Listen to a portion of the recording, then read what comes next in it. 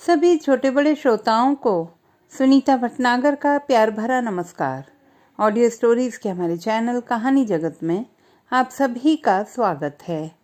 हिंदी कहानियों की श्रृंखला में आइए आज सुनते हैं उषा राजे सक्सेना जी द्वारा रचित कहानी मुट्ठी भर उजियारा। सुबह की सफेदी में अभी भी रात की श्यामलता थी।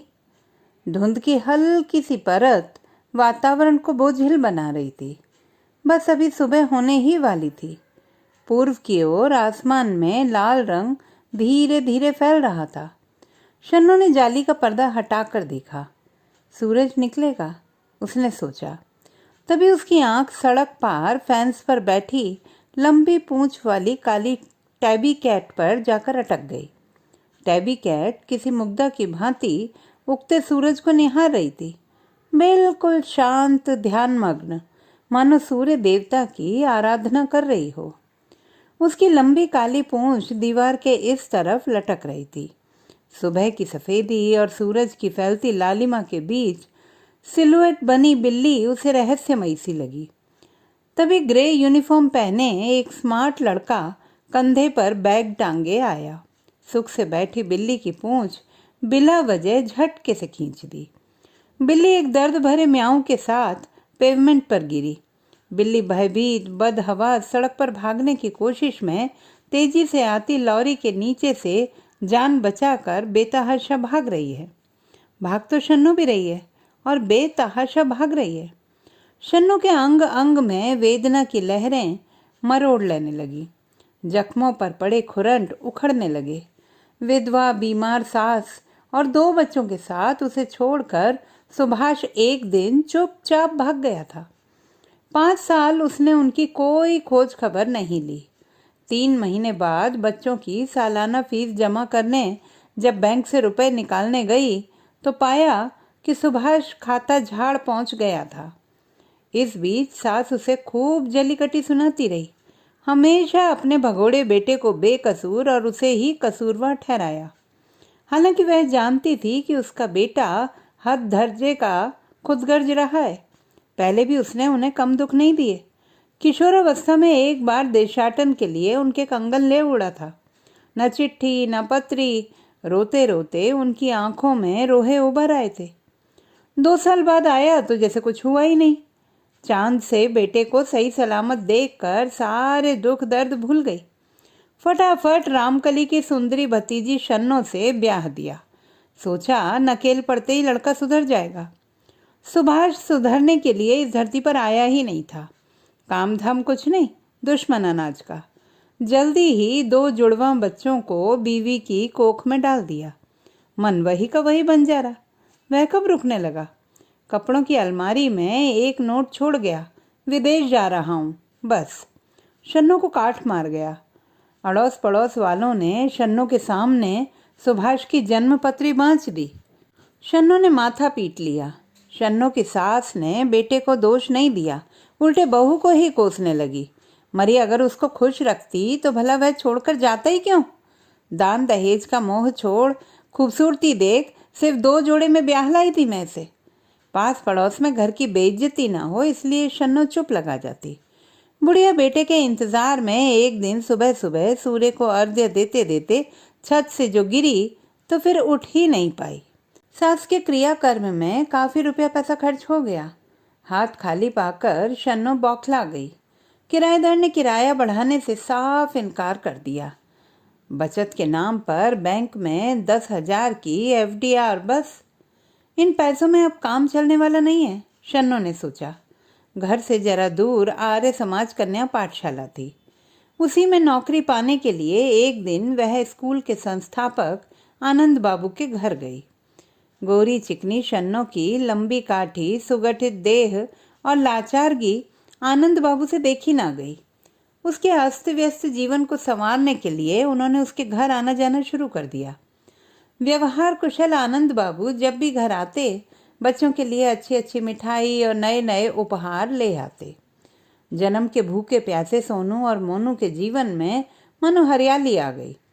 आनंद बाबू बिना किसी टेंट्रम के टीनेजर बच्चों के चहेते अंकल आनंद बन गए। सब कुछ ठीक ठाक चल रहा था। सोनू मोनू इंग्लिश और मैथ्स की ट्यूशन लेने आज़ाद नगर गए हुए थे। आनंद बाबू भी अपना काम निपटाकर घर जा चुके थे। शन्नू बचा हुआ खाना फ्रिज में रखकर बिस्तर की चादर बदल ही रही थी कि तभी दरवाजे की घंटी बजी। तकिया हाथ में लिए लिए ही उसने दरवाज़ा खोला। कोट पैंट पहने, कंधे पर बैग लटकाए, सिर पर बोला हैट लगाए, मुंह में चुरुट दबाए, चमाचम जूता पहने, गोरा चिट्टा सुभाष का रूप धरे कोई अंग्रेज साहब थोड़ी देर संज्ञा शून्य से खड़ी वह सामने खड़े किसी फिल्मी अदा से मुस्कुराते सुभाष को देखती रह गई। फिर हकलाती हुई घबराई सी बोली, कौन? सुभाष तुम? हाँ मैं ही हूँ, मेरा भूत नहीं, छूकर देख ले। सुभाष ने उसके लंबे बालों को दोनों हाथों में फंसाकर जोर से उसे अपनी ओर खींचा। फिर चेहरे, गले और गले के नीचे गदराए उभार को होंठों से रगड़ते हुए उसे बाहों में भर कर यहाँ वहाँ इस तरह सहलाया दबाया कि उसकी नस नस में बिजली तड़क उठी। शन्नू को लगा कि सुभाष पहले से कहीं और गोरा, लंबा, तंदुरुस्त और रंगीला हो गया है। हे क्या करता है? बच्चे 13 साल के हो गए, तुझे शर्म नहीं आती? उसने उलाहना देने की कोशिश की, पर सुभाष की गर्म सांसें, चुलबुलाते हाथ उसके बदन के हर हिस्से में घुंघरू बजाने लगे। 13 साल के हो गए तो शर्म काहे की? उन्हें नहीं पता क्या कि मैं उनका बाप हूँ? साले आए कहाँ से हैं? यहीं से ना? उसने उंगली कोंचते हुए कहा। बाप के कौन से फर्ज निभाए हैं तूने? सुभाष उसको बोलने दे तब ना। वह तो उसके बदन में इस तरह बिजलियां भरता जा रहा था कि वह अपनी लालची देह और उसकी चुगलियों के आगे लाचार होती चली गई। मीठी मीठी बातों और इंग्लैंड से लाए ढेर सारे कीमती उपहारों से उसे सोनू, मोनू और शन्नू को अपने बस में करने में देर नहीं लगी। सुभाष रात भर बैठा शन्नू और बच्चों से तरह तरह की अच्छी अच्छी बातें करता रहा। किसी को कोई गिला शिकवा करने का मौका ही नहीं दिया। सुभाष ने माँ के मरने का कोई दुख नहीं किया। 2 महीने के अंदर सब कुछ बेच बाच कर सोनू, मोनू और शन्नू को लेकर लंदन चलने की प्लानिंग करने लगा। शन्नू का मन संशय में था, पर उसके पास कोई चारा भी न था। सुभाष की ब्याहता थी। सुभाष के लापता होने के कारण वैसे ही लोगों के मन में उसके प्रति कोई इज्जत, हमदर्दी नहीं थी। यहाँ वहाँ आनंद बाबू को लेकर पीठ पीछे होते भद्दे इशारों से वह पहले ही लहूलुहान पड़ी थी। यहाँ रहने पर सोनू मोनू के पढ़ाई लिखाई और शादी ब्याह में आने वाली समस्याओं और खर्चों के बारे में सोचकर वह जाने के लिए राजी हो गई। औरत और फिर हाई स्कूल में आर्ट टीचर, उसकी इज्जत और तनख्वाह ही कितनी थी? क्या कर लेगी वह अपने बूते पर? उसने अपने बौनेपन को कोसा था। जाते समय भी आनंद बाबू ने बहुत मदद की। इंदिरा गांधी एयरपोर्ट तक उसे छोड़ने गए। सोनू मोनू बहुत एक्साइटेड थे। शन्नू जरूर दुखी थी। अंदर अंदर आनंद बाबू भी खाली खाली और उदास महसूस कर रहे थे। इतने दिनों का साथ था। जैसे जैसे जाने का दिन करीब आता, शन्नू का संशय गहराता जाता था। सुभाष का क्या भरोसा? इतने सपने दिखाकर ले जा रहा है, एक पल नहीं लगेगा उसे तोड़ने में। पर उसके हाथ में क्या है? वह कर भी क्या सकती है? आगे पीछे सहारा देने वाला कोई नहीं है। चाची ने शादी के बाद मुड़कर देखा भी नहीं। जाने कौन से तीरथ गई कि फिर लौटी ही नहीं। आनंद बाबू ने कई बार गीली आंखों से उसे और सोनू मोनू को देखा। क्या पता कैसा भविष्य उसका इंतजार कर रहा है। न मालूम सुभाष कौन सा गुल खिलाए। परदेश में आनंद बाबू जैसा दोस्त और रहनुमा कहाँ मिलेगा? वह आनंद बाबू से अच्छी तरह विदा भी तो नहीं ले पाई। सारे टाइम पासपोर्ट, वीज़ा, टिकट और एंट्री क्लियरेंस के लिए ही चक्कर लगाते रहे। जब भी बातचीत का मौका मिलता, सुभाष बस लंदन के गीत गाता रहता। वहाँ की सड़कें शीशे सी चमकती हैं, रोशनी इतनी तेज होती है, सब कुछ ऐसा साफ सुथरा कि कुछ पूछो ही मत। सारा दिन घूमते रहो। मन करे तो खाना बनाओ, न मन करे टेक अवे ले लो। न झाड़ू लगाना, न कपड़े धोना, सब काम मशीनों से होता है। मैं सोचती सब कुछ मशीन से होता है तो एक दिन हम भी मशीन हो जाएंगे। यहाँ जैसा सूखा वहाँ कहीं नहीं मिलेगा। सड़क के दोनों ओर मरघिल्ले पेड़ों की ओर देखते हुए उसने कहा था, ऐसी हरियाली, ऐसी खूबसूरती कि बस देखते रह जाओ। पैसा भी खूब है। बच्चों की पढ़ाई फोकट में, मकान फोकट में, दवा फोकट में, नौकरी नहीं तो सरकार पैसे देगी, आराम ही आराम है वहाँ। वहाँ तो भिखमंगे भी कोट पहनते हैं। शन्नू को आधी बातें समझ में आती थी और आधी नहीं। बच्चे ज़रूर अंग्रेजी फिल्मों, गानों और कपड़ों के बारे में पूछते रहते थे। रह रह कर शन्नू के हाथ पैर ठंडे हो रहे थे। काश आसपास कोई ऐसा होता जिससे वह कोई सलाह मशवरा ले सकती। लंदन आने पर उसे बहुत बुरा नहीं लगा। सब चीज़ें साफ सुथरी, रोज बासमती राइस और चिकन खाओ, सफ़ेद झकाझक आटे की रोटी, दूध, दही, इफरात। सुभाष डोल पर था, पर उससे क्या, हर हफ्ते मिनिस्ट्री ऑफ सोशल सिक्योरिटी जाकर पैसे ले आता। बीवी बच्चों के आने से अलाउंस बढ़ गया था। बिजली, पानी, गैस सब सरकारी खाते में। 2-3 महीने में सजा सजाया काउंसिल फ्लैट भी मिल गया। जिंदगी आसान हो गई। सोनू मोनू को वॉन्ड्सवर्थ के अर्नेस्ट बेवन स्कूल में बिना हील हुज्जत के दाखिला मिल गया। दोनों पढ़ने में होशियार थे। बोलने चालने में थोड़ी दिक्कत हुई, पर 4-5 महीने में सब ठीक ठाक हो गया। जल्दी ही नए परिवेश में घुल मिल गए। शुरू के दिनों में स्कूल के बच्चे उन दोनों को पाकी, डमडम और स्मेली माउस कहकर चिढ़ाते थे। टीचर मिस एलिस अच्छी और सहृदय थी। एक बार पंजाब और गुजरात हो आई थी। उसने दोनों को बाईलिंगुअल हेल्प लगा दी। मेहनती बच्चे थोड़े ही दिन में टॉप लिस्ट में आ गए। सोनू और मोनू की रुचियां आपस में मिलती तो थीं, पर दोनों की प्रवृत्तियां बिल्कुल भिन्न थीं। सोनू को एक्टिंग और लिटरेचर पसंद था, वह तेज तर्रार था, तो लेडबैक मोनू सैलानी तबीयत का किताबी कीड़ा, फिलोसोफर और कम बोलने वाला। सुभाष की चाल वही बेढंगी। हनीमून बस 2 साल ही चला। उसने रात को मिनी कैब चलाने का धंधा अपना लिया। कभी घर आया और कभी नहीं। जब भी वह घर आता, शन्नू से झगड़ा करते हुए जवाब तलब किया करती। सुभाष बगैर झगड़ा किए बिना हील हुज्जत के कहते, डोल के पैसे पूरे नहीं पड़ते, बच्चों की ज़रूरतों में कोई कमी नहीं होनी चाहिए, इसलिए रात को मूनलाइटिंग करता हूँ। ये मूनलाइटिंग क्या होता है? मुझे चलाने की कोशिश मत करो, मैं तुम्हारी नस नस पहचानती हूँ। शन्नू हाथ पांव पटकती, शेरनी सी गुर्राती। अरे बीवी हो तो नस नस क्या, रेशा रेशा पहचानोगी? वह उसे चिढ़ाने के अंदाज से व्यंग्य करता। रही मूनलाइटिंग की बात, तो वह है टैक्स से हेरा फेरी। यानी मैं मिनी कैब की कमाई पर टैक्स नहीं देता और डोल पर भी रहता हूँ। शन्नू फुफकारती हुई उसके हाथों से पैकेट उठा लेती। पैसे बचते नहीं तो कम भी नहीं पड़ते। सुभाष जितना भी कमाता बिना किसी हील हुज्जत के उसे दे देता था। बच्चे भी पढ़ाई लिखाई के साथ वीकेंड पर काम करके थोड़ा बहुत कमा कर अपने शौक पूरे कर लेते। शन्नू ने भी कई बार सोचा कि वह भी कुछ काम कर ले। खाली बैठना उसे अच्छा नहीं लगता था। कई जगह उसने पूछताछ भी की। स्कूलों में मैथ्स और साइंस की वैकेंसी तो अक्सर होती थी, पर आर्ट टीचर की वैकेंसी उसने आज तक नहीं देखी। फैक्ट्री और सुपरमार्केट में काम करना उसे पसंद नहीं था। वैसे भी सुभाष ने उसे काम करने के लिए कभी बढ़ावा दिया ही नहीं। सो या तो वह घर के काम करती या लाइब्रेरी से किताबें लाकर पढ़ती रहती। बाहर आने जाने की आदत छूटती जा रही थी। सोनू मोनू पढ़ाई के साथ साथ लंदन की तेज और उन्मुक्त हवा से खूब प्रभावित हो रहे थे। कुछ अजीबोगरीब लड़के लड़कियां उनके दोस्त बन गए थे। वीकेंड पर टेस्को और मार्क एंड स्पेंसर में काम मिल गया। हाथ में पैसा आया तो हिम्मत भी बढ़ी। बाहर घूमना फिरना, छुट्टियों में बैकपैक लाद कर हिच हाइकिंग करते हुए पर्यटन करना शुरू हो गया। दोनों जब भी कहीं जाते, शन्नू के लिए कोई ना कोई अच्छा सा गिफ्ट जरूर लाते, पर शन्नू को यह सब बेमानी लगता। वह बच्चों की असाधारण बहुमुखी प्रतिभा से अनजान उनसे तालमेल नहीं बैठा पा रही थी। सुभाष ज़्यादातर बाहर ही रहता। अब जब से सोनू मोनू यूनी गए हैं, तो अक्सर दोनों की शामें रेफरेंस लाइब्रेरी में गुजरती थी। कई बार वो लोग कैंपिंग भी कर लेते, अक्सर खाना भी वहीं कैंटीन में खा लेते। शन्नू दिनों दिन अकेली होती जा रही थी।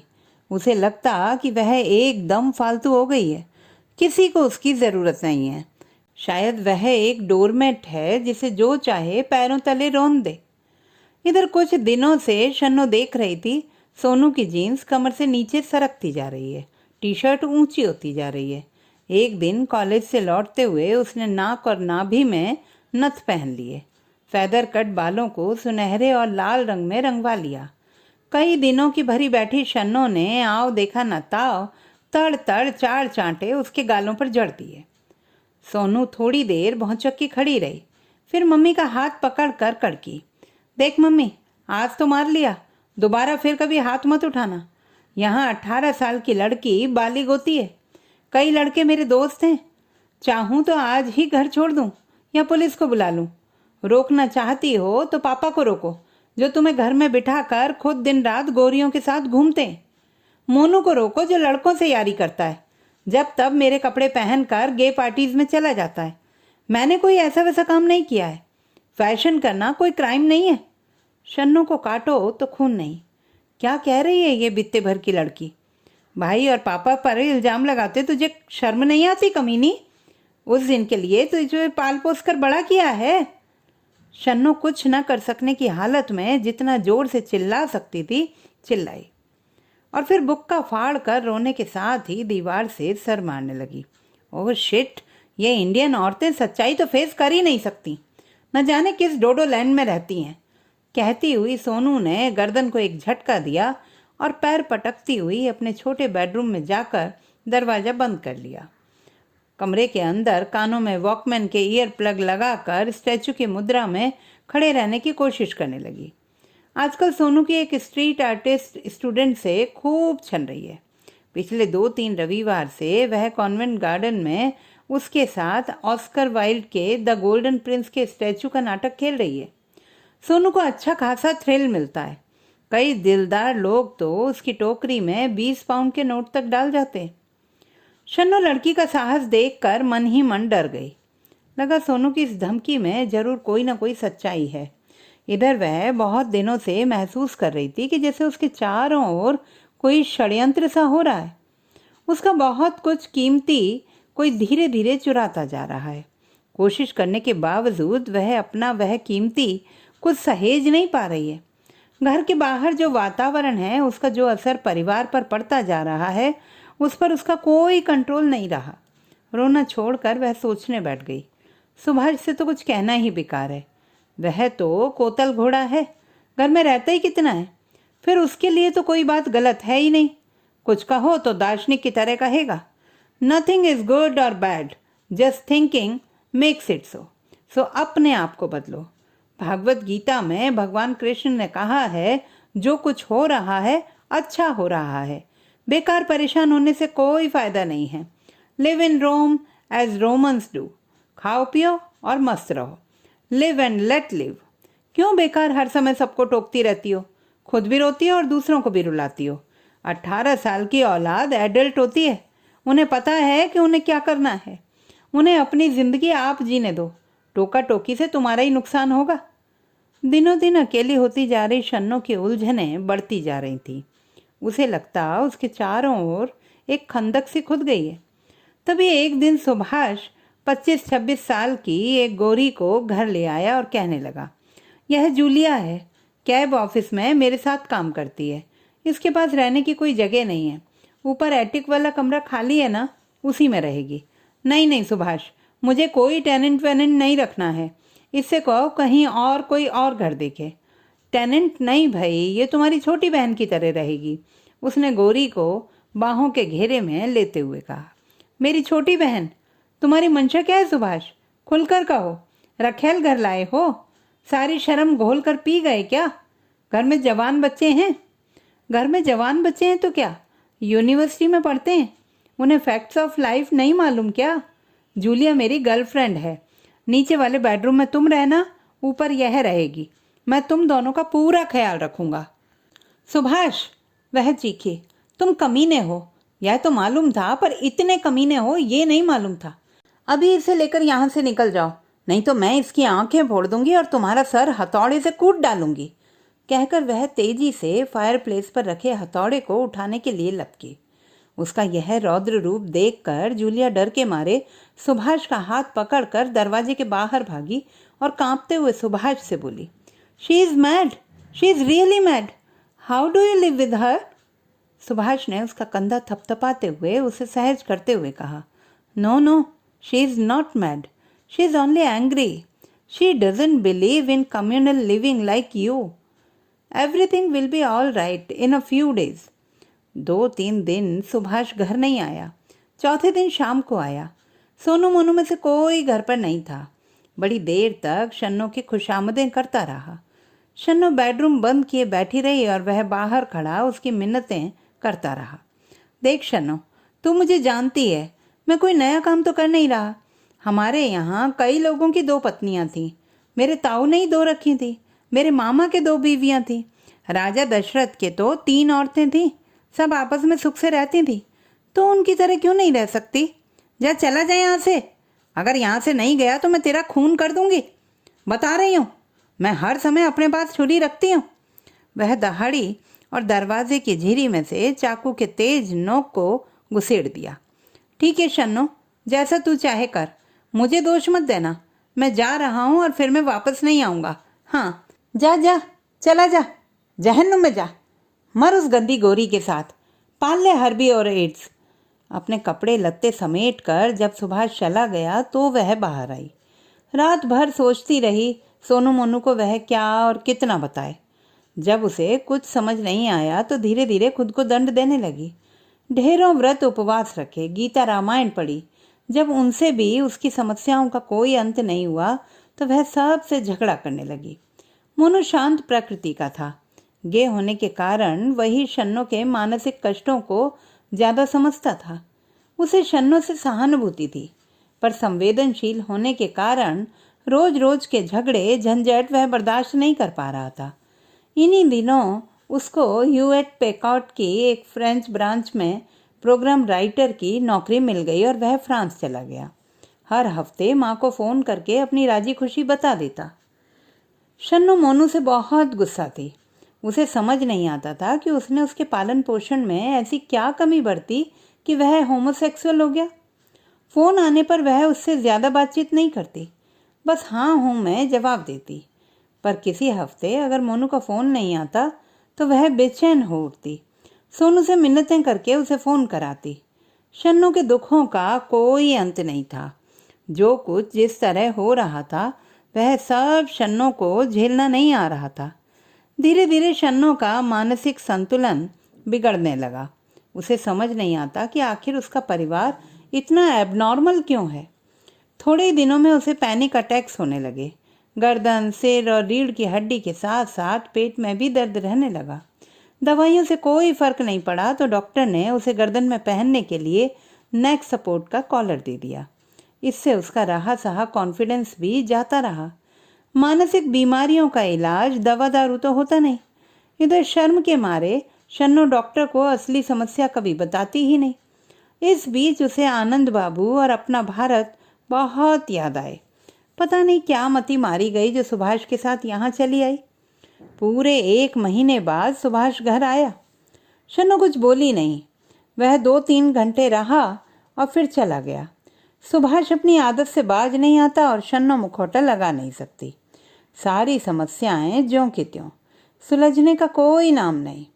अस्थिर शन्नो जब तब मौका मिलते ही सुभाष या सोनू पर झपट पड़ती। अच्छा खासा महाभारत छिड़ जाता। सुभाष ज़्यादा बोलता नहीं, कम बोलने में ही उसे अपनी सलामती नजर आती। कभी वह ऊपर एटिक वाले कमरे में दरवाज़ा बंद करके सो जाता तो कभी नहा धो कपड़े बदल कर बाहर चला जाता या फिर रात भर बाहर ही रहता। शन्नो कुछ कर तो पाती नहीं थी। कभी रोती, कभी किस्मत को कोसती, कभी सुभाष या औलाद को कोसती। सोनू माँ बाप के झगड़े देख देख कर तंग आ गई थी। बाप से कभी कोई आंतरिक संबंध तो बना ही नहीं, सो उससे कहती भी क्या। अगर कभी कुछ कहती तो वह उसकी पीठ थपथपाते हुए कहता, देख सोनू, तू एडल्ट है, तुझे जो अच्छा लगे कर, बस खुश रहा कर। बेकार की बहस से दिमाग मत खराब किया कर। तेरी माँ से मेरा कोई झगड़ा नहीं, उसे मेरी आदतें नहीं पसंद, सो उसकी मर्जी। She can live the way she wants to live. रोज रोज के खिचखिच से तंग आकर सोनू ने एक दिन माँ को आड़े हाथों लिया। मम्मी, तुम पापा के आते इतना शोर शराबा क्यों मचाती हो? अगर तुम्हारी आपस में नहीं पटती है तो तुम अलग क्यों नहीं हो जाती हो? क्या कहती है हरामजादी? अलग हो जाऊं? अरे अलग हो जाऊंगी तो तुम लोगों के शादी ब्याह का क्या होगा? शादी ब्याह? किसकी शादी ब्याह की बात कर रही हो? मेरी या मोनू की? मोनू की शादी क्या करोगी? वह तो गे है। रही मैं तो शादी कभी करूंगी ही नहीं। सच बात तो यह है कि शादी वादी हमारी कुंडली में है ही नहीं। और क्या पाया है तुमने शादी करके? जो कुछ सुख तुम्हें मिला है वह शादी से नहीं। आनंद अंकल। अभी सोनू बात पूरी भी नहीं कर पाई थी कि शन्नो जोरों से चीखते हुए सोनू पर झपटी तो डाइनिंग टेबल का कोना उसके पेट में ऐसा धंसा कि वह गिरते ही बेहोश हो गई। घबराई सोनू ने 999 पर फ़ोन करके एम्बुलेंस मंगवाया। मोनू को फ्रांस फ़ोन किया। पापा का तो कहीं पता ही नहीं था। दोनों भाई बहन रात भर सेंट जॉर्जेस हॉस्पिटल में बैठे रहे। नर्स ने कहा, यहाँ बैठने से कोई फ़ायदा नहीं, घर जाओ, थोड़ा आराम करो, कल शाम आना, तब तक तुम्हारी माँ होश में आ जाएगी। 2 दिन आईसीयू में रहने के बाद जब शन्नो जनरल वार्ड में लाई गई तो दाहिने तरफ वाला पेशेंट जो तकिए के सहारे उठंग बैठा हुआ था उसे देखकर मुस्कुराया। शन्नो को अच्छा लगा। चलो, इस दुनिया में कोई तो है जो उसे देखकर मुस्कुरा सकता है। ऑपरेशन के कारण शन्नो दर्द से बेहाल थी, पर फिर भी जवाब में मुस्कुराते हुए उसने हेलो कहा। उस दिन एनेस्थेटिक प्रभाव में शन्नो सारे दिन जागती और सोती रही। दूसरे दिन सुबह जब वह उठी तो देखा दाहिनी तरफ वाला पेशेंट कुर्सी पर बैठा अखबार पढ़ रहा है। उस पेशेंट के चेहरे पर छोटी सी फ्रेंच कट दाढ़ी थी जो उसके खूबसूरत चेहरे को गरिमा प्रदान कर रही थी। शन्नो को उठा देखकर उसने अपनी कुर्सी के रुख को उसकी तरफ मोड़ते हुए कहा, हेलो शान, मेरा नाम रॉबर्टो है। आज तुम्हारी तबीयत कैसी है? कल तो तुम दर्द से कराह रही थी। उसने मुस्कुराते हुए कहा तो उसकी आंखों के कोरों पर पड़ी लाफिंग लाइंस उसे और आकर्षक बना रही थी। शन्नो को अपना नया नामकरण शान अच्छा लगा। शान, उसने मन ही मन दोहराया। थैंक यू, आज मैं कल से बेहतर हूँ। तुम कैसे हो रॉबर्टो? बिल्कुल फिट, घोड़े की तरह तंदुरुस्त। 4-5 दिन में मुझे घर जाने की छुट्टी मिल जाएगी, उसने हंसते हुए कहा। ओह नो, इतनी जल्दी? अभी तो हमारा परिचय ही हुआ है रॉबर्टो। शन्नो ने कमर में उठ रही जानलेवा दर्द के बीच मुस्कुराते हुए मजाक में कहा। रॉबर्टो हल्के से हंसते हुए बोला, अरे अभी तो पूरे 5 दिन बाकी हैं, तुम्हें भी अगले हफ्ते छुट्टी मिल जाएगी। हाँ, सो तो है, वह कुछ उदास स्वर में बोली। शन्नो को घर की याद से वितृष्णा सी हुई। थोड़ी देर वह कमरे में पड़े फूलदार पर्दे और लेटे हुए अन्य पेशेंट्स को देखती रही। फिर उसकी आंखें झप गईं। जब आंख खुली तो उसने देखा रॉबर्टो खिड़की के पास खड़ा फूलों से लदे चेरी और सेब के पेड़ पर खिले नन्हे नन्हे गुलाबी और सफ़ेद पंखुड़ियों को देख रहा है। शन्नो को प्यास लगी। उसने बेड के पास रखे लॉकर पर से गिलास उठाने की कोशिश की तो पेट में लगे टांकों ने जोरों की टीस मारी। उसने नर्स को पुकारा। नर्स कमरे में नहीं थी। शन्नो की आवाज़ सुनकर रॉबर्टो ने पूछा, पानी चाहिए क्या? शन्नो मुस्कुराई और बोली, yes please Roberto, thanks.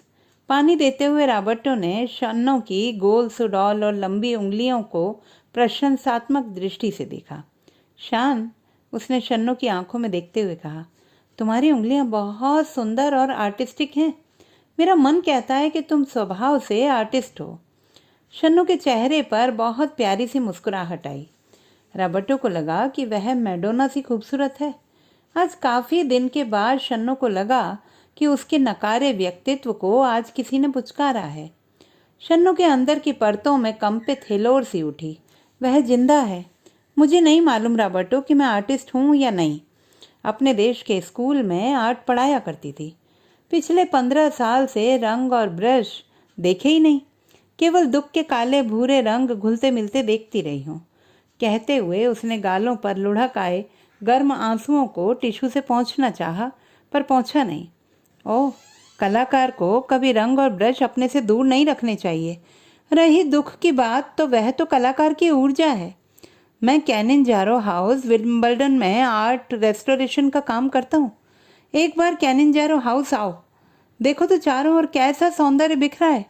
Roberto उसकी खूबसूरत कलात्मक उंगलियां थपथपाते हुए बोला, मैं आऊँगी, ज़रूर आऊँगी। रॉबर्टो, तुम्हारे साथ बैठकर मैं भी उस अमित सौंदर्य को अपने अंदर समेटूंगी, खुद से प्रॉमिस करती हुई वह मन ही मन बोली। दर्द की लहरों ने एनेस्थेटिक प्रभाव को और बढ़ा दिया। शन्नो रॉबर्टो की संवेदनशील निगाहों की ऊष्मा को अपने अंदर समोती गहरी नींद सो गई। रॉबर्टो उसके सोते हुए चेहरे पर बिखरी करुणा को बहुत देर तक देखता रहा। सरल सहज रॉबर्टो का हृदय शन्नो के दर्द को आत्मसात कर गया। रॉबर्टो को एक साथी असिस्टेंट की ज़रूरत थी। अगर शान उसके साथ काम करने राजी हो जाए तो कैसा हो, रॉबर्टो ने सोचा। उसे शन्नो की दर्द से सुलगती आंखें बहुत सुंदर लगीं। शन्नो की जब आंख खुली तो उसने सोनू मोनू को अपने बिस्तर के पास विवर्ण और दुखी चेहरे के साथ खड़ा पाया। उसके हृदय में वात्सल्य का आवेग उमड़ा तो उसने दोनों के हाथ पकड़कर सीने पर रख लिए। सोनू मोनू कुछ देर तक बुद्ध बने माँ को देखते रहे, फिर उसके गालों को चूमते हुए बोले, माँ, तुम्हारा ऑपरेशन सफल रहा। तुम्हारे पेट में ट्यूमर था जिसे समय से डॉक्टर ने निकाल दिया। अब तुम्हें नई जिंदगी की लीज मिली है। अब तुम खतरे से बाहर हो। हम तुम्हें खोना नहीं चाहते। हमें तुम्हारी बहुत चिंता है। तुम्हारा होना हमारे लिए बहुत ज़रूरी है। रॉबर्टो परिवार का मिलन बहुत ध्यान से देखता रहा। सोनू मोनू का शन्नो के प्रति लगाव देखकर उसे अपनी पत्नी एमिलिया की याद आ जाती। एमिलिया की ओवरी में कैंसर के बीज पनप रहे थे। भरी जवानी में उसके दोनों फैलोपियन ट्यूब निकाल दिए गए, जिसके कारण वह कभी मां न बन सकी। आहत पत्नी की याद से उसकी आंखें अचानक तरल हो उठी। सोनू मोनू जब भी शन्नो से मिलने आते तो रॉबर्टो से भी बातचीत करते। रॉबर्टो को जीवन का गहन अनुभव था। वह सोनू मोनू के अंदर की खलिश को पहचान गया, अतः वह उनसे समकालीन राजनीति, ग्लोबलाइजेशन और इकोनॉमी के साथ साथ उसके कारण बदलती जीवन पद्धति और उससे उभरती जटिल समस्याओं पर भी बात करता। रॉबर्टो को सोनू मोनू असाधारण प्रतिभा संपन्न लगे। उसने शन्नो को बताया। एक दिन उसने सोनू मोनू के जाने के बाद उनके लाए डैफोडिल्स को शन्नो के लिए अस्पताल के बड़े से गुलदान में सजाते हुए कहा, वाकई शान, तुम बहुत बड़ी आर्टिस्ट हो। इतने खूबसूरत, नेक दिल और इंटेलिजेंट औलाद एक नेचुरल आर्टिस्ट ही पैदा कर सकता है। सच रॉबर्टो, तुम्हारा हर वाक्य मेरे अंदर एक नया इनकलाब भर जाता है। शन्नो ने अपनी लंबी सुडौल उंगलियों को देखते हुए कहा, that's like a good girl. How about having dinner on the dining table tonight? Nurse said, you can walk with help. How about holding my hand? Oh, that's the great pleasure, Roberto. I will love it. शन्नो की आंखों में मुट्ठी भर धूप का उजियारा जगमगा उठा। तो दोस्तों, यदि हमारी आज की कहानी आपको कैसी लगी कमेंट बॉक्स में लिखना ना भूलें। चैनल को सब्सक्राइब करें, लाइक करें और मित्रों के साथ शेयर करें।